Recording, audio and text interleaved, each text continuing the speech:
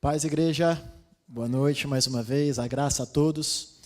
É sempre motivo de alegria poder trazer a palavra de Deus à igreja e que essa noite, através da mensagem ministrada, que o nome de Deus seja glorificado, que a igreja seja edificada e que a mensagem possa conversar intimamente ao coração dos irmãos.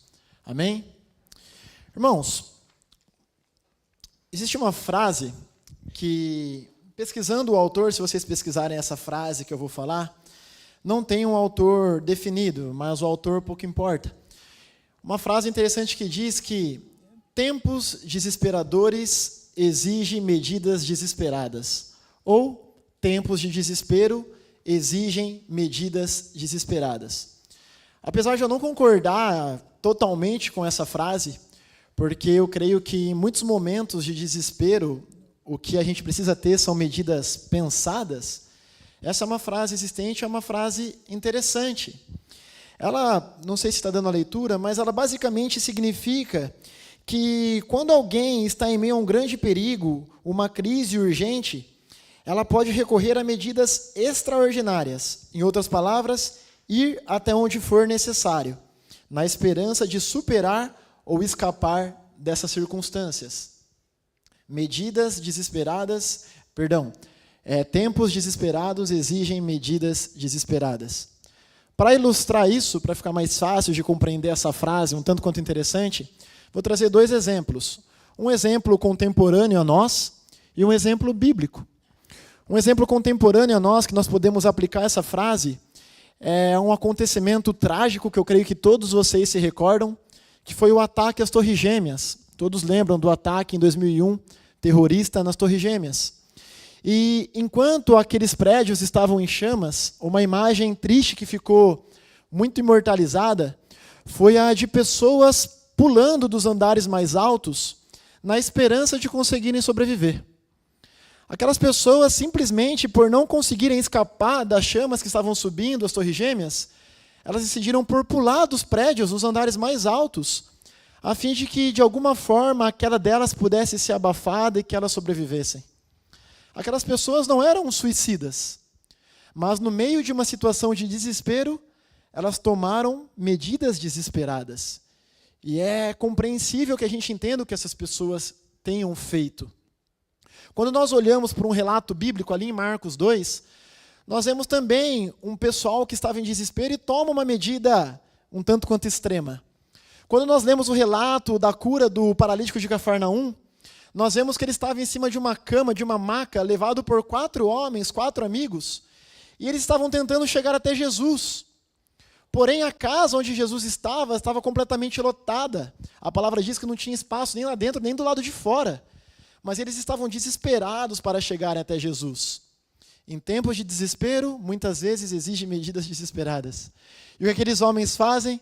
Eles sobem do telhado com aquele paralítico, abrem um buraco na casa, no telhado da casa, e descem aquele paralítico na presença de Jesus para que ele fosse curado. Não é normal a gente escalar uma casa com um paralítico numa cama, abrir um buraco na telha e descer essa pessoa lá dentro. Mas o desespero daqueles amigos em buscarem a cura daquele paralítico fez com que eles tomassem essa iniciativa. E na noite de hoje, o texto que nós vamos ler vai mostrar para nós mais uma pessoa que vivia uma condição de muito desespero. E no meio do seu desespero, ela também toma uma medida desesperada. E nós vamos ver que a medida que ela toma é, inclusive, ilegal na época. Mas nós vamos entender que esse aparente desespero dessa pessoa, na verdade, foi guiado por uma fé exemplar em Cristo Jesus. E eu convido os irmãos a lerem comigo um relato muito conhecido, que é o encontro de Jesus com uma mulher que ficou popularmente conhecida como a mulher com o fluxo de sangue. Essa passagem, ela está descrita nos 3 evangelhos sinóticos, que é Mateus, Lucas e Marcos. E essa noite eu quero convidar os irmãos a lerem comigo em 2 dos evangelhos. Nós vamos ler esse relato em Lucas e em Marcos, sendo de Marcos o nosso texto base. Mas primeiro eu convido a igreja a abrir em Lucas, capítulo 8, e nós leremos a partir do verso 40. Lucas 8, a partir do verso 40. O nosso texto, de fato, ele está a partir do 43, mas é bom a gente ler a partir do 40 para entendermos o contexto.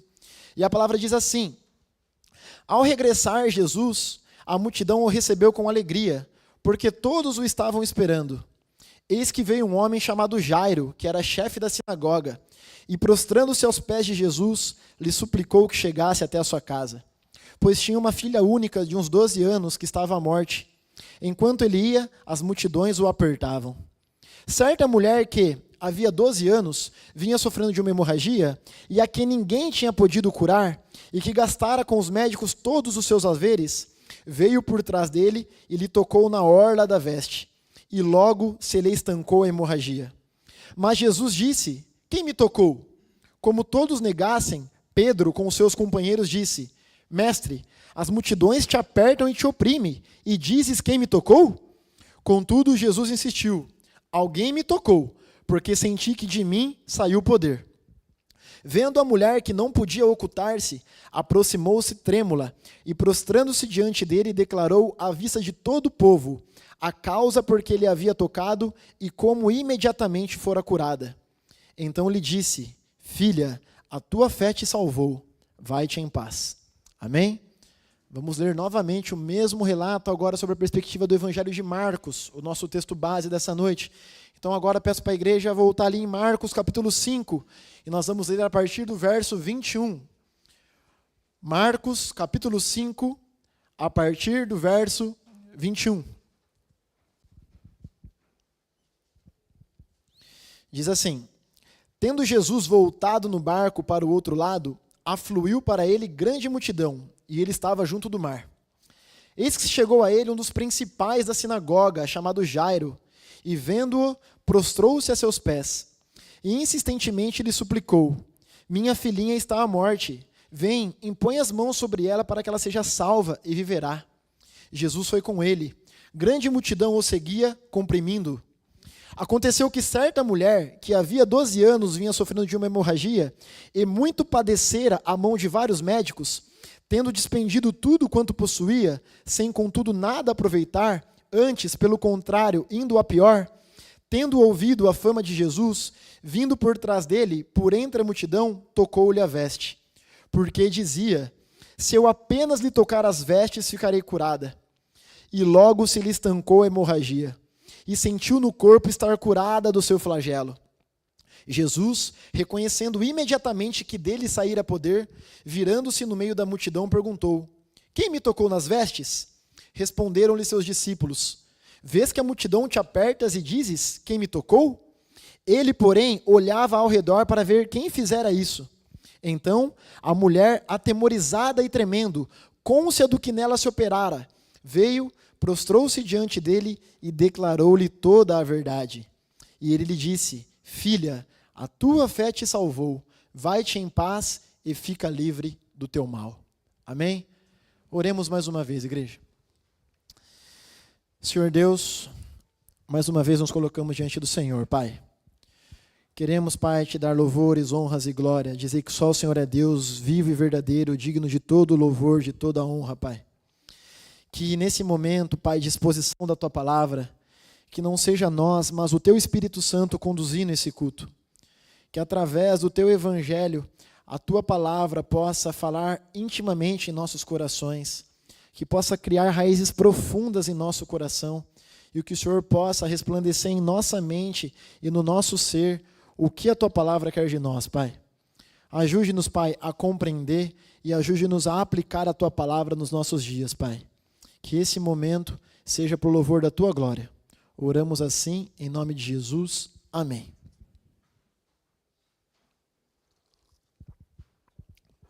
Irmãos, então nessa passagem tão conhecida por todos, que está presente nos 3 evangelhos sinóticos, Mateus, Marcos e Lucas, nós vemos aqui um duplo milagre de Jesus.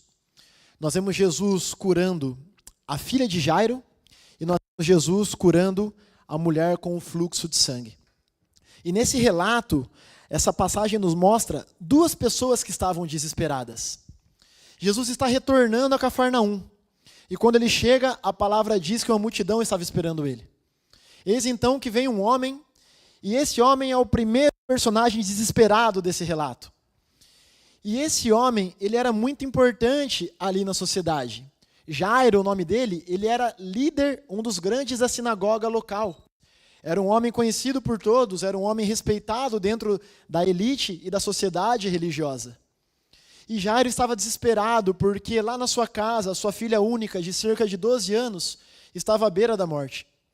Então Jairo se prostra diante de Jesus e implora para que Jesus possa ir até a casa dele para curar a sua filha. Então Jesus responde ao teu convite e começa a ir em direção à casa de Jairo. E então que entra a segunda personagem desse relato, uma outra pessoa que estava desesperada. E essa mulher era bem diferente de Jairo. Enquanto que Jairo era uma pessoa importante, essa outra pessoa que se encontra com Jesus, ela era uma virtual ninguém. Diante da sociedade da época, literalmente ela não era ninguém. Nós nem sabemos o nome dela, nós conhecemos ela como uma mulher. Uma mulher que estava desesperada por conta da sua condição. A palavra diz que há 12 anos ela sofria com uma enfermidade na qual causava nela uma hemorragia. Depois essa mulher fica popularmente conhecida como a mulher com fluxo de sangue. E é justamente o relato dessa mulher e o seu encontro com Jesus que nós vamos meditar essa noite. Quando ela fica sabendo que Jesus está na cidade, ela está determinada a ir em direção a ele. Mesmo que Jesus esteja indo na casa de outra pessoa atender outro chamado, aquela mulher ela não ia deixar para depois essa oportunidade que apareceu na vida dela, que era se encontrar com Jesus. Nada ia impedir essa mulher de chegar a Jesus. Então, no ápice do seu desespero, ela toma uma medida desesperada. Porque nós vamos ver que ela nem poderia estar no meio daquela multidão. Nós vamos entender um pouco mais o caso dessa mulher. Mas nós vamos ver que esse suposto desespero, na verdade, foi guiado, como eu falei na introdução, por uma fé exemplar em Jesus Cristo. E dessa forma, então, vamos para o nosso primeiro ponto, e eu chamo ele de uma condição desesperadora. Quantas vezes eu e vocês já lemos esse texto, irmãos? E quantas vezes nós não passamos por ele de uma maneira tão corrida que nós não olhamos os pormenores desse relato, os detalhes tão ricos desse relato. Assim como nós fazemos em muitos outros textos da Bíblia, muitas vezes nós lemos as Escrituras de uma maneira automática, que nós nem meditamos na palavra, nós nem tiramos para nós as lições pertinentes que aquele texto quer dizer para nós. E quantas vezes eu e você já não olhamos para o relato da mulher com o fluxo de sangue e nunca paramos para pensar de fato o quão profundo era o problema que aquela mulher vivia. Claro que quando nós olhamos a gente vê que ela vivia por 12 anos com uma enfermidade. Só que é muito mais fundo o problema dessa mulher. É muito mais profundo o mal que aquela mulher convivia nos últimos 12 anos da sua vida. Então, nesse primeiro ponto da nossa exposição, eu convido a igreja a acompanhar comigo, de uma maneira mais profunda, o quão grave era a enfermidade dessa mulher. E como essa enfermidade não afetava apenas a sua vida física, mas todas as áreas da sua vida. A área social da sua vida, a área emocional da sua vida, a área espiritual da sua vida. Vejamos o texto. A palavra diz então no verso 25 de Marcos 5, aconteceu que certa mulher que havia 12 anos vinha sofrendo de uma hemorragia e muito padecera à mão de vários médicos, tendo despendido tudo quanto possuía, sem contudo nada aproveitar, antes pelo contrário, tido ido a pior. Claro, irmãos, que quando nós olhamos de uma maneira rápida para esse texto, o que fica explícito para nós, obviamente, é a sua enfermidade física. A Bíblia não nomeia exatamente qual era essa enfermidade, mas nós podemos entender que essa mulher ela sofria de um fluxo de sangue constante, que é como se ela vivesse o tempo todo menstruada. Irmãos, a gente não está falando de 12 dias, a gente não está falando de 12 semanas. Essa mulher tinha essa enfermidade física faziam 12 anos. Um fluxo constante de sangue. Lá no Pentateuco, em Levítico, a palavra diz que a vida de toda criatura está no sangue. Então é como se essa mulher, por 12 anos, sentisse a sua vida se esvair dela, porque o sangue nunca parava de correr dela. É como se ela tivesse o tempo todo menstruada. Então, se nós pararmos para analisar somente o que o texto deixa explícito, que é o seu mal físico, nós já podemos ver o quão profunda era essa doença. Imagine uma pessoa que sangra constantemente. Vamos pensar no físico dessa pessoa. Muito provavelmente ela era uma mulher que deveria ter uma anemia, uma fraqueza, porque ela perdia muito sangue e perdia esse sangue de maneira constante durante muitos anos. E se o problema dela fosse meramente físico, já é um problema extremamente profundo e triste, porque nós estamos falando de 12 anos. Um tempo atrás, quem é mais próximo, eu fiquei 15 dias tossindo, eu fiquei desesperado. Que bobeira, tossindo. Imagina essa pessoa que por 12 anos ela sangrava constantemente. Só que, irmãos, quando nós paramos para pensar na condição dessa mulher, nós vamos entender que a condição dela era muito mais desesperadora do que parece. Porque, como eu falei, essa enfermidade não afetava apenas o teu físico, mas afetava todas as áreas da sua vida. E para que nós possamos entender como que isso afetava outras áreas da sua vida, nós precisamos entender o que significava ali na época uma mulher ter uma enfermidade que acometia ela de fluxo de sangue constante. E como que isso era visto através da lei cerimonial de Deus, presente lá no Antigo Testamento, no Pentateuco. Então, para nós entendermos um pouco mais da profundidade do que essa mulher passava, eu convido a igreja a abrir comigo lá no Antigo Testamento, o livro de Levítico, capítulo 15, a partir do verso 19. Levítico 15, a partir do 19. E nós vamos compreender juntos o quão séria era a condição dessa mulher. Aqui nós vamos ler sobre a lei de Deus, a lei cerimonial de Deus revelada no Antigo Testamento. Diz assim, Levítico 15, a partir do 19. A mulher, quando tiver fluxo de sangue, se este for o fluxo costumado do seu corpo, estará 7 dias na sua menstruação, e qualquer que a tocar será imundo até a tarde. Tudo sobre o que ela se deitar durante a menstruação será imundo, e tudo sobre o que se assentar será imundo. Quem tocar no leito dela lavará suas vestes, banhar-se-á em água e será imundo até a tarde. Quem tocar alguma coisa sobre que ela estiver se assentado, lavará suas vestes, banhar-se-á em água e será imundo até a tarde. Também quem tocar alguma coisa que estiver sobre a cama ou sobre aquilo em que ela se assentou, esse será imundo até a tarde. Se um homem coabitar com ela e a sua menstruação estiver sobre ele, será imundo por 7 dias, e toda a cama sobre que ele se deitar será imunda. Também a mulher, presta atenção a partir desse versículo, quando manar fluxo do seu sangue por muitos dias fora do tempo da sua menstruação, ou quando tiver fluxo do sangue por mais tempo do que o costumado, todos os dias do fluxo será imunda, como nos dias da sua menstruação. Toda a cama sobre que se deitar durante os dias do seu fluxo ser-lhe-á como a cama da sua menstruação, e toda coisa sobre que se assentar será imunda, conforme a impureza da sua menstruação. Quem tocar estas será imundo, portanto, lavará suas vestes, banhar-se-á em água e será imundo até a tarde. Irmãos, olha o quão fortes são esses versículos. E aqui é exatamente o mal que aquela mulher sofria.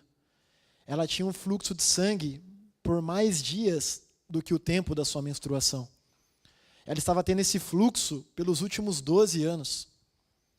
Então, perante a lei cerimonial de Deus, irmãos, essa mulher ela era tida como imunda o tempo todo, porque o seu fluxo nunca se estancava.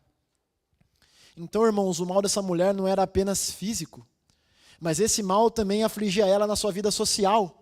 Porque sendo ela imunda, e tudo quanto ela se assentar ou se deitar, se alguém se assentar depois ou se deitar também será imundo, muito provavelmente essa mulher, dentro desses 12 anos, viveu de uma maneira muito isolada da sociedade. Porque ela era considerada imunda, e tudo que ela tocasse se tornava impuro e imundo. A condição dessa mulher também afetou a sua vida emocional. Porque Levítico diz que se um homem coabitar com ela e o fluxo do seu sangue estiver sobre ele, ele é imundo. Então, ao ela praticar uma relação com o homem, ela tornava ele também imundo. Isso também poderia afetar muito a sua vida relacional, sua vida amorosa, sua vida emocional. Essa enfermidade também afetava a sua vida espiritual, porque sendo ela impura diante da lei, ela não poderia se achegar no templo, ela não poderia se achegar no local onde os judeus iam para ter com Deus, para ter o seu momento de comunhão com Deus. Essa doença também afetou aquela mulher na sua vida financeira, porque a palavra diz que ela não era uma mulher negligente, ela não estava ali tranquila com o mal dela. Aqui fala, Marcos diz que ela procurou em vários médicos, ela gastou tudo que ela tinha. E nenhum médico teve solução. E deixaram ela ainda pior do que ela já estava. O mal dessa mulher afetou ela em todas as áreas, todos os setores da sua vida. Ela era impura diante da sociedade, ela era rejeitada pelas pessoas e rejeitada pela elite religiosa por conta da lei. Irmãos, o que impureza significa na Bíblia? Me ajudem. Pecado. Irmãos, e não é exatamente isso que o pecado faz com a gente? Não é exatamente isso que o pecado faz em todos os setores da nossa vida? O pecado nos torna impuros, totalmente podres, diante de um Deus que é totalmente justo, que é totalmente santo, que é totalmente bom. O pecado, ele deixa explícito o quão miserável nós somos. E assim como aquela mulher era doente, o quão necessitados nós estamos de salvação. Aquela doença fazia aquela mulher estar nos últimos 12 anos da sua vida, vivendo uma situação de total impureza. O pecado faz isso com nós, irmãos, desde que nós nascemos. Mais do que 12 anos, muitas vezes. Sem Jesus, irmãos, nós vivemos uma vida totalmente pecaminosa desde o nosso nascimento, por herança da queda. Nós já nascemos com todo o nosso ser sendo inclinado para aquilo que é mal, para aquilo que satisfaz a nossa carne e que vai na contramão do que Deus quer. Não são só 12 anos, mas uma vida inteira de impureza, se não houver Cristo nessa vida. Somente Cristo pode nos limpar, somente Cristo pode nos salvar. Nós precisamos entender o quão sério é o pecado.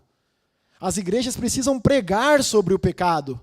Temos que dar graças a Deus por estarmos em uma igreja que fala sobre o pecado, porque muitas igrejas hoje não estão preocupadas em falar sobre o pecado. E se nós não entendermos o pecado e o mal que ele faz em nossas vidas, e como ele abrange todas as áreas da nossa vida, nós não vamos entender o quão miserável nós somos. O Zag, esses dias, o pastor disse que para que nós possamos entender as boas novas, é necessário nós entendermos a má notícia. E a má notícia é que eu e você, sem Jesus, somos completamente podre, completamente impuro, completamente depravado. E assim como aquela mulher, somos completamente desesperados de salvação e de cura, por conta do pecado. É isso que aquela doença fazia na vida daquela mulher, e é isso que o pecado faz em nossas vidas. Isaías 59, 2 diz: mas as vossas iniquidades fazem separação entre vós e o vosso Deus, e os vossos pecados encobrem o seu rosto de vós, para que não vos ouça. Paulo, lá em Romanos 7, no final do capítulo, ele diz: miserável homem sou, quem poderá salvar esse corpo dado à morte? E ele mesmo responde: dou graças a Deus por Jesus Cristo, o nosso Senhor. Porque sem Ele, sem Jesus, nós estamos num estado permanente de impureza. Mas graças a Deus que nós temos Jesus e que Jesus veio, e Ele veio justamente para nos livrar desse mal. Lucas 5,32, Jesus diz: eu não vim para chamar os justos, mas sim os pecadores ao arrependimento. Só Jesus, irmãos, só Jesus pode nos ajudar no desespero do nosso pecado. E é aqui que começa a ficar bonito esse relato dessa mulher. Porque no auge do seu desespero, já são 12 anos de total desespero, talvez ela devesse estar lá na casa dela, já em depressão, porque não havia mais o que fazer, talvez seja uma causa perdida. Eis que no auge do seu desespero, quem que vem andando pela cidade? Jesus. Jesus vem andando pela cidade. E nós sabemos que nada no ministério de Jesus aconteceu por acaso. Nada na vida de Jesus e nada do que Jesus fez era coincidência, era obra do acaso. Mas todos os passos de Jesus estavam debaixo de um soberano plano. E Jesus estava naquela cidade, e ele sabia que ele deveria estar naquela cidade, porque ele sabia que no caminho à casa de Jairo, ele teria que ter um encontro com aquela mulher para ajudá-la e para curá-la. E o que é maravilhoso, irmãos, que a mesma esperança que aquela mulher teve ao ver Jesus na cidade, é a mesma esperança que nós temos hoje em Cristo em nossa vida. Jesus declarou: vinde a mim todos os que estáis fracos e sobrecarregados, e eu vos darei descanso. Nós viemos a Jesus em nosso desespero, viemos a Jesus em nossa fragilidade, em nosso pecado, em nossa impotência e na nossa desesperança. Nós viemos a Jesus em nosso tempo de dúvida e tentação, em fraqueza e incerteza. Nós viemos a Jesus em nosso tempo de tristeza, mágoa e perda, quando enfrentamos doença, enfermidade e morte. E nós viemos a Jesus sabendo que não há nada no mundo suficiente para curar aquilo que nos aflige, que é o problema do pecado. É somente Ele. Amém? Então, aquela mulher, no auge do seu desespero, ela vê Jesus andando pela cidade. E aí nós partimos para o ponto 2 da nossa exposição, uma fé exemplar. E eu convido os irmãos a continuarem comigo em Marcos 5, agora nos versículos 27 e 28. Tendo ouvido a fama de Jesus, vindo por trás dele, por entre a multidão, tocou-lhe a veste, porque dizia: se eu apenas lhe tocar as vestes, ficarei curada. O começo do versículo 27 diz: tendo ouvido a fama de Jesus. Aquela mulher ouviu falar de Jesus, irmãos. Muito provavelmente chegou para ela testemunho do que Jesus já tinha feito na vida de outros enfermos. Talvez tenha chegado para ela o testemunho de que Jesus tinha curado por completo um leproso. E o leproso era tão imundo quanto ela perante a sociedade. Então, irmãos, imagina, depois de 12 anos de frustração e de desesperança, de desespero, a fé daquela mulher se reacendeu, a esperança dela se reacendeu, porque agora ela ouviu sobre a fama de Jesus. Irmãos, nesses 12 anos, quantos médicos será que não falaram para ela que não tinha cura? Quantas pessoas será que não rejeitaram ela onde ela estava? Quantas vezes será que ela não sentiu desprezo de si mesma e vergonha de se achegar diante de Deus ou perto do templo por conta da sua enfermidade? Quantas vezes essa mulher não voltou para estaca zero na sua vida? Mas agora ali na cidade, irmãos, não estava mais um médico que ia tirar o dinheiro dela. Não estava mais um homem que ia frustrar ela com falsas promessas. Agora andando ali na cidade estava Jesus Cristo, o Filho do Deus vivo, o médico dos médicos, o Senhor dos senhores. E ao ouvir falar de Jesus, aquela mulher ela fica determinada a se achegar a Ele, porque ela cria em seu coração que se ela apenas tocasse em suas vestes, ela poderia ser curada. Então essa mulher está completamente determinada em ir em direção de Jesus. E talvez na cabeça dela, ela estava indo em direção de Jesus. Talvez quando nós lemos o relato bíblico, nós achamos que ela está indo em direção de Jesus. Mas a realidade é que Jesus que estava indo em direção a ela, irmãos. Assim como Jesus veio em direção a cada um de nós.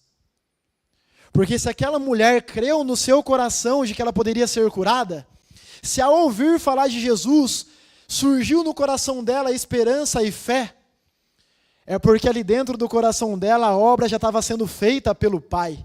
E ela estava sendo motivada a ir em direção de Jesus. Porque o próprio Cristo diz em João 6,44, ninguém pode vir a mim se o Pai que me enviou não o atrair. Aquela mulher estava atraída pelo Espírito. E ela estava determinada, através dessa fé, a se achegar a Jesus, porque ela creu em seu coração que se apenas ela tocasse as suas vestes, ela seria curada. Só que não era tão fácil assim chegar em Jesus, irmãos. Se nós observarmos a parte B do versículo 24, ali diz: grande multidão o seguia, comprimindo. Alguém já foi em algum lugar muito lotado? Tipo, muito lotado mesmo, que às vezes você quer ir no banheiro, você não consegue chegar no banheiro, você fica desesperado. As pessoas te comprimindo, te empurrando. Uma fila completamente lotada. Era assim que Jesus estava. Ele não estava sentado em algum lugar ali com meia dúzia de pessoas ao redor dele, ou andando livremente com poucas pessoas em volta. Mas a palavra diz que uma multidão o seguia e o comprimia. Talvez até difícil de Jesus conseguir caminhar. Vamos tentar imaginar essa cena. Jesus andando e uma multidão comprimindo ele. E aquela mulher precisava chegar até ele. E é muito bonito a gente tentar imaginar essa cena. Quando eu estava estudando esse texto, diversas vezes eu tentava imaginar exatamente essa cena. Aquela mulher vendo aquela multidão, Jesus no meio da multidão, talvez ela nem conseguisse ver Jesus, mas ela sabia que ele estava lá. E ela começa a ir em direção daquelas pessoas e ela nem podia estar lá. Porque tudo que ela tocasse se tornava impuro. Ela estava lá de maneira ilegal, de maneira desesperada. E ela começa a ir em direção de Jesus com uma fé determinante. E ela começa a empurrar um para a esquerda, empurrar outro para a direita, passar no meio do buraquinho ali que parece que dá para ela passar. Motivada por uma fé que dizia, se vocês observarem comigo, o versículo 28, Marcos diz, porque dizia, se eu apenas lhe tocar as vestes, ficarei curada. Se vocês observarem aqui, o verbo dizer está num tempo verbal que a gente chama de pretérito imperfeito. O pretérito imperfeito conota alguma coisa que aconteceu no passado, mas que teve uma continuidade. E aqui está escrito que aquela mulher dizia, se eu apenas tocar nas suas vestes, serei curada. Então é como se essa mulher estivesse ali, passando de um, passando do outro, e enquanto ela ia tentando entrar no meio daquela multidão, ela ia dizendo com ela mesma, se eu apenas tocar nas vestes dele, eu serei curada. E ela ia passando, centímetro a centímetro, pessoa a pessoa. E talvez ela começou já a ver Jesus, começou a se aproximar. Ela veio por trás de Cristo. E talvez na única oportunidade que ela teve, ela agarra na borda do teu manto. Ela toca na orla da tua veste. E o versículo 29 é maravilhoso porque ele diz, e logo se lhe estancou a hemorragia, e sentiu no corpo estar curada do seu flagelo. Irmãos, a hora que aquela mulher tocou Jesus, as vestes dele, não é que ela sentiu que o sangue agora estava escorrendo menos. Não é que ela sentiu que agora ela estava um pouquinho mais forte. Nossa, acho que eu estou sentindo melhor, os sintomas estão melhorando. Ela foi instantaneamente e completamente curada do seu mal. Ao tocar Jesus, a hora que ela toca, a palavra é muito clara, que se lhe estancou a hemorragia, e ela sentiu no corpo estar curada do seu flagelo. Irmãos, olha a maravilha desse milagre. Um toque e acabou. Foi exatamente isso que aconteceu. 12 anos são 4.380 dias. Talvez não seja tão fácil de eu e você entender a magnitude dessa cura. São 12 anos de sofrimento, são 12 anos de dor, são 12 anos de frustração, são 12 anos de impureza, são 12 anos de rejeição por meio das pessoas e por meio da elite religiosa. E agora, em um toque em Jesus, ela está completamente curada. Aqueles 12 anos já não existem mais e ela está completamente sã do seu mal. Quão poderoso é Jesus, irmãos. E agora eu convido vocês a pensarem comigo. Não foi justamente isso que Cristo fez em nossas vidas? Quando nós nos encontramos com Ele, o nosso velho homem instantaneamente foi transformado e salvo pela obra redentora dele. Porque Jesus tem poder para fazer isso. Eu convido você a refletir no seu coração, junto comigo, como que nós éramos antes de Jesus, como que era o nosso pensamento. Hoje o irmão trouxe uma palavra muito abençoadora sobre a mente. Como que era a nossa mente antes de Cristo, o irmão Sóstenes? Como que era a nossa mente antes de Jesus? Como que era o nosso coração antes dele? Como que o nosso caminho só ia para o que é contrário à vontade de Deus? E de repente a graça irresistível dele nos atrai e nós temos um encontro com ele e instantaneamente tudo se faz novo, irmãos, porque ele é poderoso para fazer isso.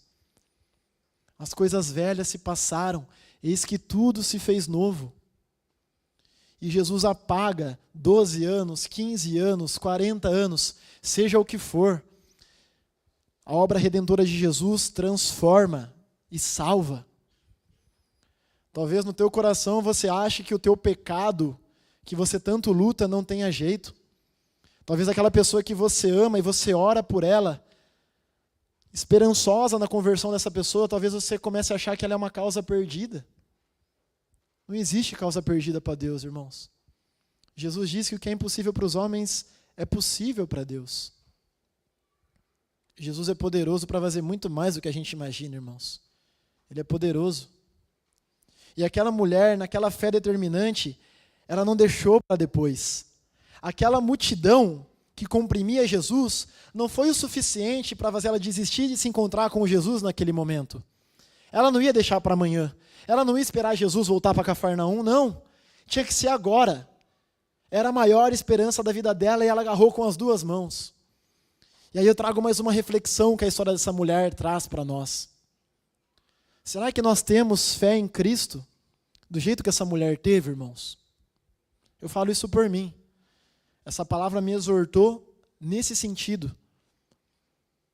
Muitas vezes nós professamos Jesus com a boca, mas na prática nós somos ateus. Por mais duro que isso pareça falar. Porque nós professamos crer no poder de Deus, mas muitas vezes nós limitamos o poder de Deus e nós cremos muito mais no poder dos nossos recursos e na força dos nossos braços, na ciência, nos médicos, nas pessoas, no dinheiro, do que no poder de Jesus Cristo. E a fé dessa mulher nos ensina muito, porque era uma fé verdadeira. Ela tinha tudo para ser uma mulher frustrada, uma mulher depressiva, uma mulher rebelde, que não tem mais jeito, minha vida é só desgraça. Mas ela tinha uma fé extremamente verdadeira, uma fé desesperada em Cristo Jesus. E quantas vezes eu e vocês, já salvos por Cristo Jesus, glórias a Ele, nós não caímos num comodismo de uma vida religiosa, nós não caímos numa vida legalista que professa Cristo com a boca, mas vive como se Ele nem existisse. Será que nós temos a mesma consideração que essa mulher teve por Jesus? Porque ela não deixou para depois. Aquele tanto de gente que estava na frente de Jesus, comprimindo ele e impedindo que ela se chegasse até ele, não foi o suficiente para ela desistir. E quantas vezes nós não deixamos as coisas de Deus para depois? Qualquer coisa que aparece na nossa frente já é o suficiente. Depois eu vejo, depois eu faço. E Jesus fica para depois. E as coisas de Deus ficam para depois. E o conhecer mais da palavra, estudar mais a palavra dele fica para depois.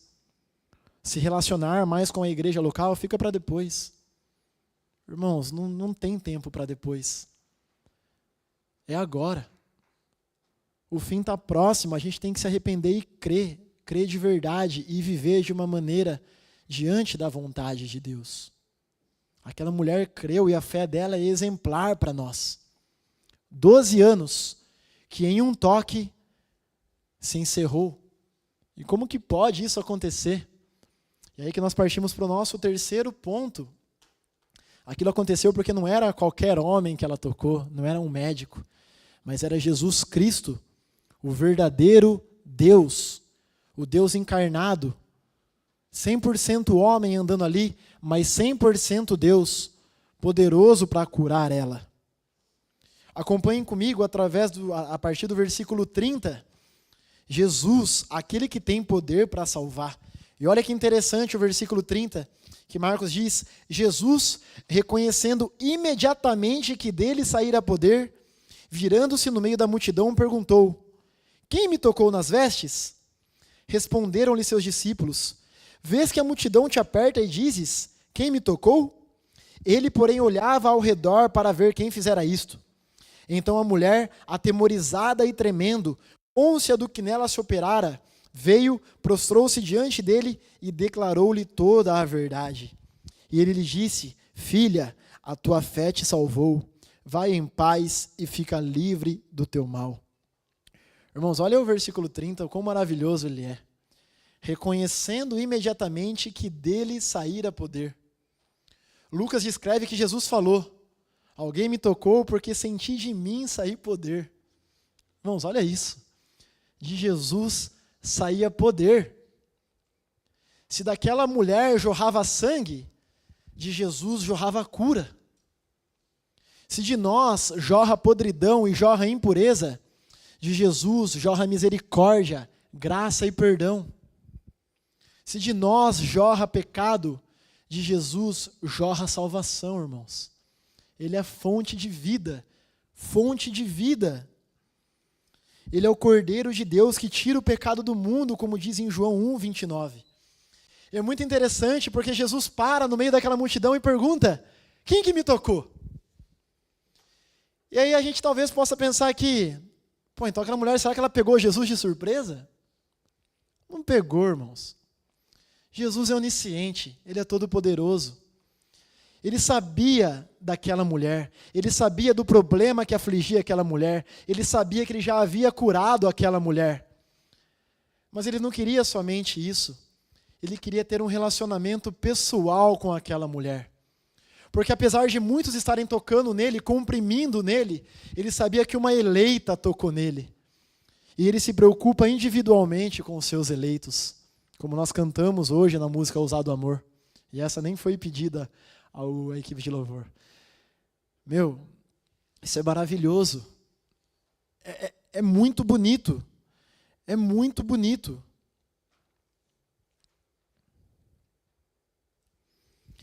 Ele sabia quem era a mulher.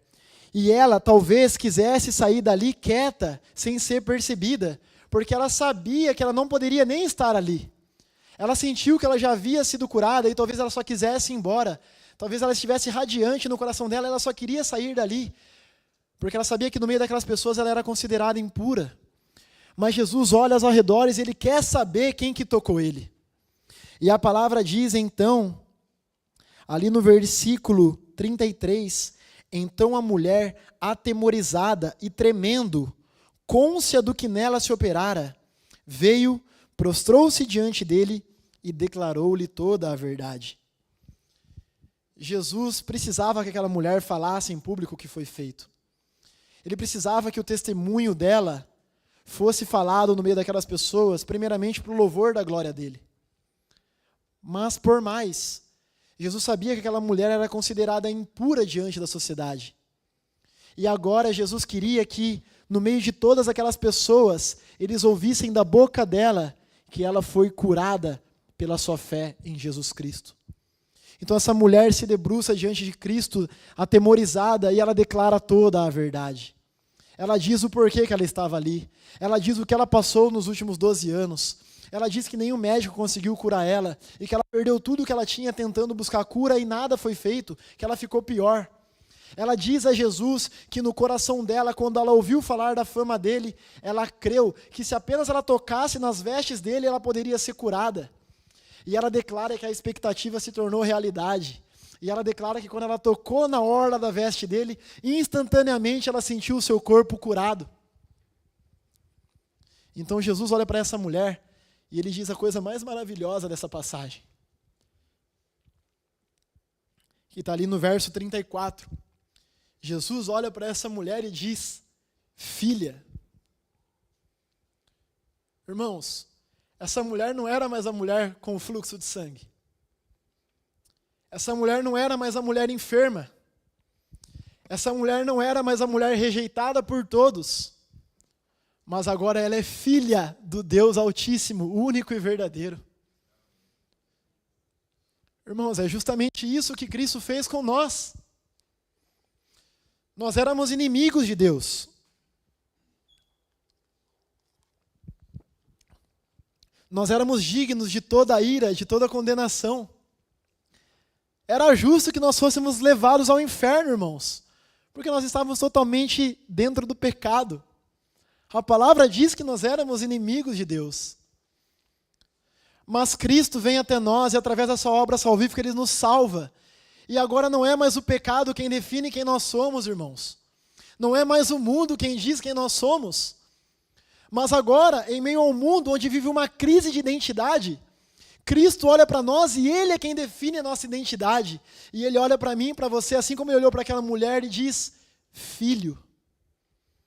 Agora nós não somos mais dignos de condenação, mas agora nós somos herdeiros da vida eterna, porque agora nós somos filhos do Deus único e verdadeiro, irmãos. Ele olha para aquela mulher e diz, filha, a tua fé te salvou, vai-te em paz e fica livre do teu mal.